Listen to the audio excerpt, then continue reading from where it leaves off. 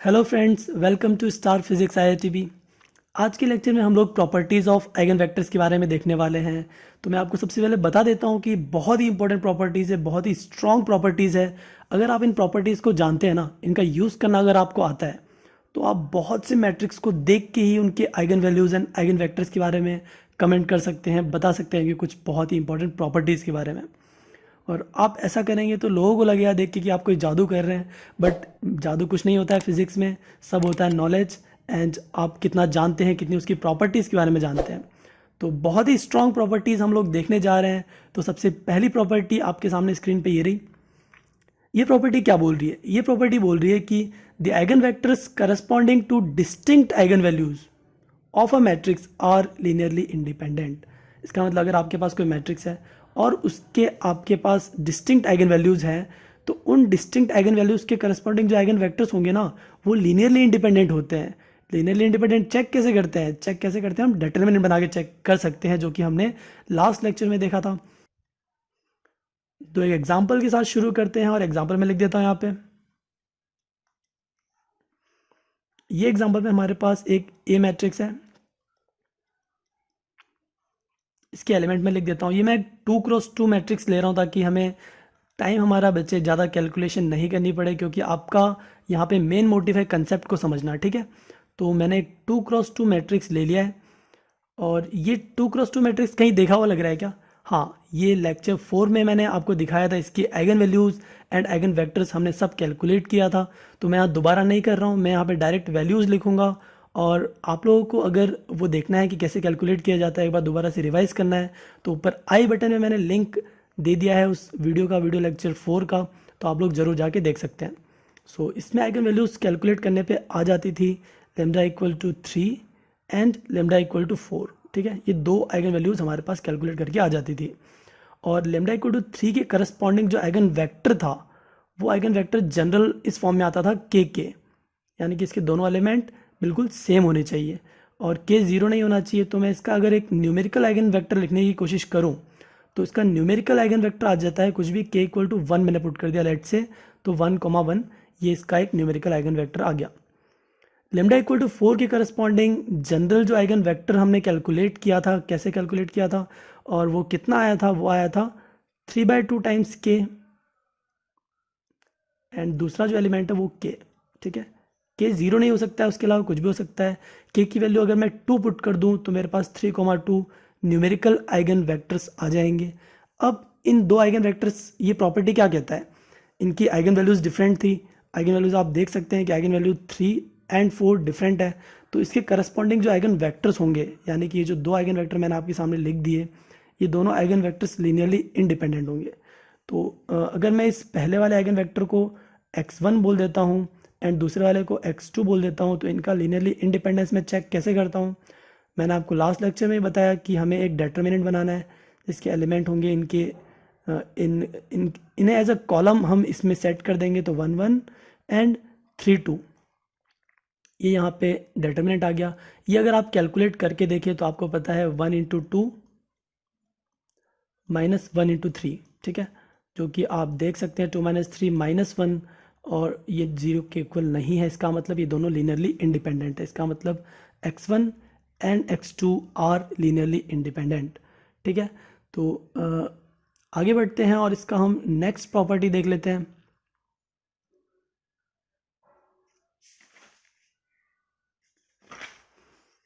ठीक है, next property से पहले एक और मैं एग्जांपल आपके सामने रख देता हूं, और ये एग्जांपल आपने लेक्चर 5 में ही देखा था, यानी कि इसके जस्ट पहले वाला लेक्चर आपने लेक्चर 5 में ही देखा था।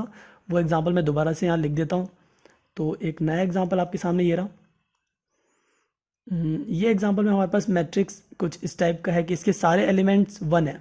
ये 3x3 मैट्रिक्स है, इसके सारे एलिमेंट 1 है। तो मैं लिख देता हूँ 1 1 1 1 1 एंड 1, लास्ट रो में भी सारे एलिमेंट्स 1 ही है। ठीक है, तो इस मैट्रिक्स के लिए मैंने आपको बताया था कि दो आइगन वैल्यूज़ जो होते हैं लेमडा 1 एंड लेमडा 2, वो 0 हो जाते हैं। एंड जो थर्ड आइगन वैल्यू होगा लेमडा 3, वो क्या होता है? वो 1 इंटू 3 हो जाता है। ठीक है, ये मैंने कल बहुत ही डिटेल में आपको बताया है लास्ट लेक्चर में। उसका अगर आपको लिंक चाहिए तो ऊपर राइट साइड में जो आई बटन है उसमें आप लोग देख सकते हैं कि उस वीडियो का लिंक भी मैंने दे दिया है, तो आप लोग वो वीडियो भी जाके दोबारा देख सकते हैं। सो इसका जो आइगन वैल्यू था उसके करस्पॉन्डिंग आइगन वेक्टर भी हमने कैलकुलेट किया था। तो लेमडा इक्वल टू 0 के करस्पॉन्डिंग जो हमारा आइगन वेक्टर आ रहा था वो कुछ ऐसा था। तो मैं यहाँ लिख देता हूँ कि लेमडा इक्वल टू 0 के करस्पॉन्डिंग जो आइगन वेक्टर था वो कैसा आया था, वो ऐसा आया था। उसके दो आइगन वेक्टर निकले थे। पहला आइगन वेक्टर, पहले मैं जनरल आइगन वेक्टर लिख देता हूँ कि वो कुछ ऐसा होगा k1 k2, and third element जो होगा वो उनके सम का नेगेटिव होगा, यानी कि k1 plus k2 with a negative sign, ठीक है। और इसी के मैं दो न्यूमेरिकल आइगन वेक्टर्स लिख सकता हूँ जो कि लीनियरली इंडिपेंडेंट होंगे। ऐसा मैंने इसलिए कहा था क्योंकि लास्ट लेक्चर में हमने देखा है कि जो इसमें हमारे पास दो फ्री वेक्टर्स हैं, इसलिए हम इसके दो लीनियरली इंडिपेंडेंट आइगन वेक्टर्स लिख सकते हैं। तो मैं लिख देता हूँ। तो पहला मैं लिख देता हूँ x1, इसे मैं x कर देता हूँ क्योंकि ये एक जनरल आइगन वेक्टर है। तो x1 जो है मेरा, मैं उसमें वैल्यूज़ ले लेता हूँ 1 0, तो ये थर्ड एलिमेंट -1 हो जाएगा। एंड x2 जो था वो मैं ले लेता हूँ 0 1 एंड -1, 0 1, तो थर्ड एलिमेंट -1 हो जाएगा, ठीक है। तो ये मैंने दो न्यूमेरिकल आइगन वेक्टर्स ले लिए। अब इसका जो तीसरा आइगन वेक्टर होगा, वो तीसरा eigen vector lambda equal to 3 के करस्पॉन्डिंग होगा, क्योंकि लेमडा 3 की वैल्यू 3 होती है इस केस में। तो लेमडा इक्वल टू 3, ये लेमडा 3 की वैल्यू है। इसके करस्पॉन्डिंग जो आइगन वेक्टर आ रहा था वो हमने कल देखा था और उसे हमने बोला था x3। तो जो x3 हमारा वो जनरल फॉर्म में कुछ ऐसा आया था कि तीनों एलिमेंट्स सेम होने चाहिए। अगर k है तो सारे एलिमेंट भी k ही होंगे। और इसका अगर मैं न्यूमेरिकल आइगन वेक्टर लिखने की कोशिश करूं तो मैं इसे लिख सकता हूं 1 1 1। k की वैल्यू मैंने 1 पुट कर दी। k को 0 पुट नहीं कर सकते, उसके अलावा आप कुछ भी पुट कर सकते हैं। और मैंने जैसा कि आपको बताया कि डिफरेंट आइगन वैल्यूज़ के करस्पॉन्डिंग जो आइगन वेक्टर्स होते हैं वो लीनियरली इंडिपेंडेंट होते हैं। तो आप लोग चेक कर सकते हैं कि x1 एंड x3 जो है ये आपस में लीनियरली इंडिपेंडेंट होंगे ही होंगे, ठीक है। ये हमें हमारी प्रॉपर्टी बताती है कि ये दोनों लीनियरली इंडिपेंडेंट होंगे। सिमिलरली जो x2 है वो भी x3 के साथ लीनियरली इंडिपेंडेंट होगा, ठीक है। ये भी हमारी प्रॉपर्टी बोलती है। तो नेक्स्ट प्रॉपर्टी आपके सामने स्क्रीन पे ये रही। ये प्रॉपर्टी बहुत ही इंपॉर्टेंट प्रॉपर्टी है एंड सिमेट्रिक मैट्रिक्स के बारे में है। ये जनरल मैट्रिसेस के बारे में नहीं है, सिमेट्रिक के लिए। तो ये प्रॉपर्टी क्या बोलता है कि अगर आपके पास सिमेट्रिक मैट्रिक्स है और उसके डिस्टिंक्ट आइगन वैल्यूज़ जो है उनके करस्पॉन्डिंग जो आइगन वेक्टर्स होंगे ना वो ऑर्थोगोनल होंगे। ऑर्थोगोनल क्या होता है, ऑर्थोगोनल मैट्रिक्स क्या होते हैं, ये भी हमने प्रीवियस लेक्चर्स में अपने देख रखा है, ठीक है। तो ऑर्थोगोनलिटी चेक कैसे करते हैं वो सब भी हम इसमें देख लेंगे साथ के साथ। बट ये प्रॉपर्टी बहुत ही इंपॉर्टेंट है कि सिमेट्रिक मैट्रिक्स के डिस्टिंक्ट आइगन वैल्यूज़ के करस्पॉन्डिंग जो आइगन वेक्टर्स होते हैं वो ऑर्थोगोनल होते हैं। एक एग्जांपल लेके बहुत अच्छे से समझने की कोशिश करते हैं। एग्जांपल मैं नया लूँ उससे अच्छा मैं जो अभी जस्ट हमने एग्जांपल देखा उसी को देख लेते हैं। ये रहा एग्जांपल हमारे सामने। ये जो एग्जांपल हमने देखा इसमें आप देख सकते हैं कि एक तो आइगन वैल्यूज सेम है कि लेमडा 1 एंड लेमडा 2 सेम है, इनकी वैल्यूज़ जो है वो 0 के इक्वल है, ये दोनों सेम है। तो इनके करस्पॉन्डिंग जो हमारे पास आइगन वेक्टर्स होंगे उनके बारे में हम नहीं कह रहे हैं कि वो कैसे होंगे, ऑर्थोगोनल होंगे या नहीं होंगे। बट लेमडा 1 और लेमडा 2 के करस्पॉन्डिंग जो आइगन वेक्टर है यानी कि x1 एंड x2, ये दोनों ही लेमडा 3 आइगन वैल्यू के करस्पॉन्डिंग जो आइगन वेक्टर था x3 इसके परपेंडिकुलर होंगे। ऑर्थोगोनल परपेंडिकुलर मैं वर्ड गलत यूज़ कर रहा हूँ, वैसे तो ऑर्थोगोनल वर्ड ज़्यादा सही है। तो x1 और x3 भी ऑर्थोगोनल होंगे एंड x2 एंड x3 भी ऑर्थोगोनल होंगे आपस में। बट x1 x2 के लिए मैं कुछ नहीं कह सकता, वो ऑर्थोगोनल हो भी सकते हैं नहीं भी हो सकते हैं, डिपेंड्स, ठीक है। तो x1 x3 ऑर्थोगोनल होंगे एंड x2 x3 ऑर्थोगोनल होंगे। इसे चेक करके देख लेते हैं कि क्या ऐसा है या नहीं है। तो आप देख सकते हैं कि x1 आपके सामने स्क्रीन पे ये रहा एंड x3 भी न्यूमेरिकल आइगन वेक्टर आपके सामने स्क्रीन पे ये रहा। इनका ऑर्थोगोनलिटी चेक करना है तो आप कैसे चेक कर सकते हैं।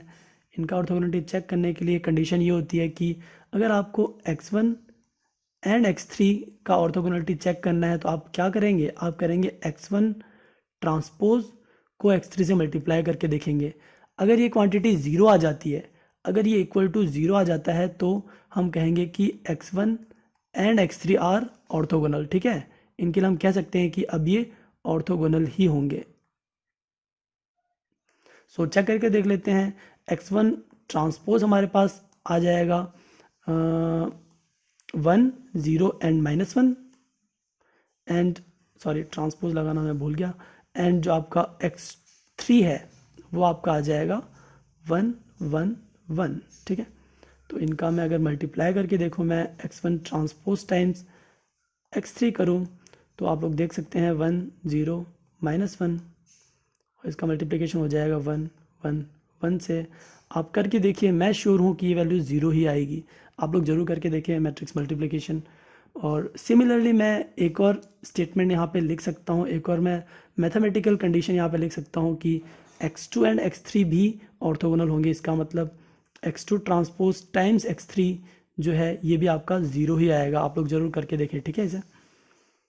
सो थर्ड प्रॉपर्टी पे आ जाते हैं। थर्ड प्रॉपर्टी क्या बोल रही है? थर्ड प्रॉपर्टी ये कह रही है कि अगर हमारे पास कोई n क्रॉस n मैट्रिक्स है, ठीक है, मैं अंडरलाइन कर देता हूँ, अगर हमारे पास if we have an n cross n matrix and उसमें हमारे पास n linearly independent eigen vectors हैं, ठीक है, तो हम n डायमेंशनल स्पेस में किसी भी वेक्टर को उनके लीनियर कॉम्बिनेशन की फॉर्म में लिख सकते हैं। फर्स्ट टाइम पढ़ने पे या सुनने पे मे बी आपको ये थोड़ा डिफ़िकल्ट लगे डाइजेस्ट करने में कि क्या बोल रहा हूँ मैं, बट अगर मैं आपको ये करके बता दूंगा एक बार तो आपके लिए बहुत ईजी हो जाएगा। तो एग्जाम्पल के थ्रू समझने की कोशिश करते हैं। तो एग्जाम्पल आपके स्क्रीन पे ये रहा। ये एग्जाम्पल मैं एक छोटे से मैट्रिक्स का ले लेता हूँ जिसका कैलकुलेशन ईजी रहेगा। इसके एलिमेंट्स है 1 1 1 एंड 1, ठीक है। तो इसके eigen values and eigen vector आप कैलकुलेट कर ही सकते हैं, जो मैं कैलकुलेट करके नहीं बता रहा हूँ, मैं डायरेक्ट लिख रहा हूँ। तो लेमडा 1 आपका 0 एंड लेमडा 2 आपका 2 आ जाएगा, ठीक है। और इनके करस्पॉन्डिंग जो आइगन वेक्टर आएगा, लेमडा 1 के करस्पॉन्डिंग जो आइगन वेक्टर आएगा जिसे मैं x1 बोल रहा हूँ, उसकी वैल्यू आप, मैं डायरेक्ट लिख रहा हूँ एक न्यूमेरिकल वैल्यू, आप एक जनरल आइगन वेक्टर कैलकुलेट करके फिर उसमें k की वैल्यू पुट करके न्यूमेरिकल आइगन वेक्टर भी लिख सकते हैं। Similarly lambda equal to 2, sorry lambda 2 के करस्पॉन्डिंग जो हमारे पास आइगन वेक्टर x2 आएगा, ये भी मैं डायरेक्टली लिख देता हूँ, उसके न्यूमेरिकल आइगन वेक्टर को 1,1 की फॉर्म में मैं लिख सकता हूँ, ठीक है। तो ये प्रॉपर्टी क्या बोल रही है? ये प्रॉपर्टी ये बोल रही है कि मैं अगर 2x1 कोई भी मैट्रिक्स लेता हूँ, इसका मतलब मैं 2 डायमेंशनल स्पेस में कोई भी वेक्टर लेता हूँ, तो उस वेक्टर को मैं इन दो वेक्टर्स के लीनियर कॉम्बिनेशन की फॉर्म में लिख सकता हूँ। क्यों? क्योंकि ये 2x2 मैट्रिक्स था, मैं यहाँ लिख देता हूँ 2x2 मैट्रिक्स था एंड हमारे पास दो डिस्टिंक्ट इसमें आइगन वैल्यूज थे, ठीक है। एंड इसके जो आइगन वेक्टर्स हैं ये लीनियरली इंडिपेंडेंट है। इनका आप लीनियर इंडिपेंडेंस चेक कर सकते हैं। कैसे चेक करना है? आप डिटर्मिनेंट बना के देखें, अगर वो 0 आ रहा है तो डिपेंडेंट, नॉन 0 आ रहा है तो लीनियरली इंडिपेंडेंट, ठीक है।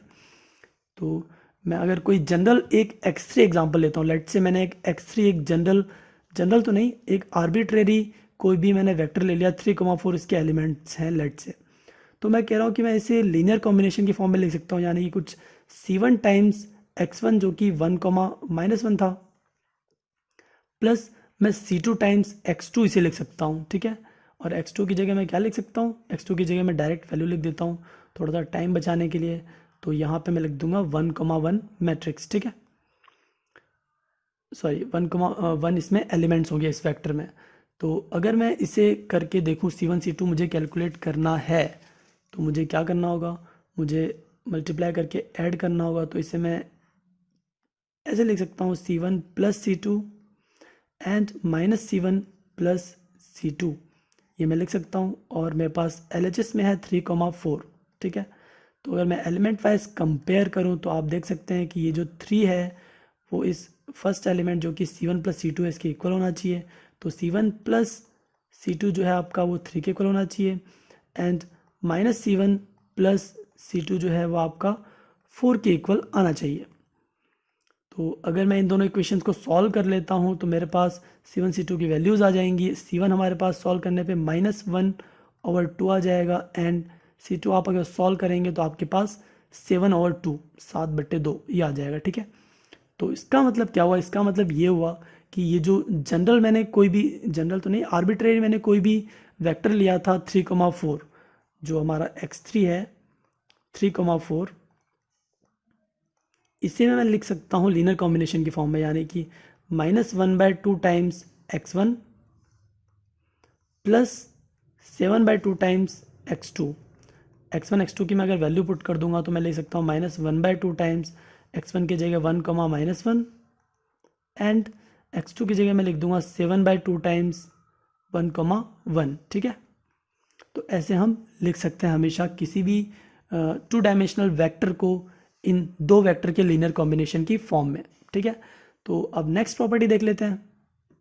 सो इस प्रॉपर्टी का एक फेमिलियर एग्जाम्पल जो आप डे टू डे लाइफ में हमेशा देखते हैं फिजिक्स में, अगर आप एक बीएससी के स्टूडेंट हैं तो वो देख लेते हैं। ठीक है, ये क्या कहता है एग्जाम्पल, या ये जो स्टेटमेंट मैंने आपके सामने लिखा हुआ है ये क्या कह रहा है? ये कह रहा है कि if a 3x3 matrix has 3 linearly independent eigen vectors x1 x2 and x3, then any vector x in 3 dimensional space can be written as. कैसे लिखा जा सकता है मैं इसे एक बार बता देता हूँ कि अगर 3 डायमेंशनल स्पेस में आप किसी वेक्टर को लिखना चाहते हैं तो आप उन्हें 3 linearly independent eigen vector x1 x2 and x3 के लीनियर कॉम्बिनेशन की फॉर्म में लिख सकते हैं। इसका मतलब ये हुआ कि ओके, सो इसका मतलब ये हुआ कि आप इस x वेक्टर को लिख सकते हैं c1 x1 plus c2 x2 plus c3 x3। ठीक है, तो आप x1 x2 x3 के लीनियर कॉम्बिनेशन में किसी भी जनरल 3 डायमेंशनल वेक्टर को लिख सकते हैं, क्योंकि ये तीनों ही x1 x2 एंड x3 क्या है, लीनियरली इंडिपेंडेंट है। ठीक है, तो इसका जनरल मैंने आपको बताया कि एक हम डे टू डे लाइफ में एग्जांपल देखते हैं, वो मैं बना देता हूँ आपके सामने। ये मैं क्या बनाया, ये मैंने बनाया 3 डायमेंशनल स्पेस। ये अगर x है और ये y है और ये z है, तो कोई भी जनरल वेक्टर, अगर कोई भी जनरल ए वेक्टर, मैं दूसरे कलर के मार्कर से बना देता हूँ, कोई भी जनरल ए वेक्टर को आपको अगर रिप्रेजेंट करना है तो आप कैसे रिप्रेजेंट करते हैं? आप ए को रिप्रेजेंट करते हैं some c1 i cap plus some c2 j cap plus some c3 k cap, इस फॉर्म में रिप्रेजेंट करते हैं। यहाँ जो i j k कैप होते हैं ये लीनियरली इंडिपेंडेंट आइगन वेक्टर्स होते हैं 3 डायमेंशनल स्पेस के। आइगन वेक्टर की जगह आप जस्ट इन्हें वेक्टर भी कह सकते हैं, जो कि कुछ ऐसे होते हैं 1 0 0, ये i कैप होता है। एंड सिमिलरली j कैप को हम लिख सकते हैं 0 1 0 की फॉर्म में 0 1 0। एंड सिमिलरली जो हमारा k कैप होता है उसे हम लिख सकते हैं 0 0 1 की फॉर्म में 0 0 1। ठीक है, तो ये 3 लीनियरली इंडिपेंडेंट आइगन वेक्टर है। इनके लीनियर कॉम्बिनेशन की फॉर्म में किसी भी वेक्टर को लिखा जा सकता है, जैसा कि मैंने आपके सामने स्क्रीन पे ये लिख दिया है एक जनरल ए वेक्टर को। ठीक है, so that is all for today's lecture. Thank you for watching.